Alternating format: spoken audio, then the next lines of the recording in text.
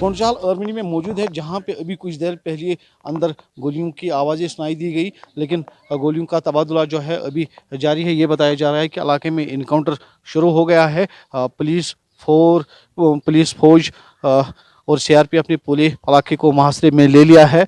बिल्कुल ये अर्बनी इलाके का गोंडशाल एरिया है, जहाँ पे अभी कुछ देर पहले पहले इनिशियल स्टेज पे जो है गोलियों की आवाज़ें सुनाई दी गई और उसके बाद जो है इनकाउंटर स्टार्ट हुआ। और ये बताया जा रहा है अंदर 2 से 3 अस्करियत पसंद मौजूद हैं, जो रुक रुक के अभी फौज पे जो है फायरिंग कर रहे हैं।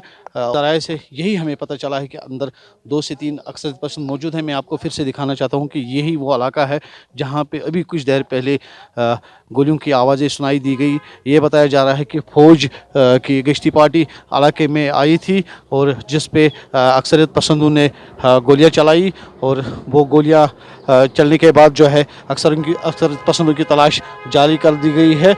और जो इनकाउंटर शुरू हुआ, मैं आपको दिखाना चाहता हूँ कि बिल्कुल अभी जो है फ़ौज अंदर की तरफ जा रहा है।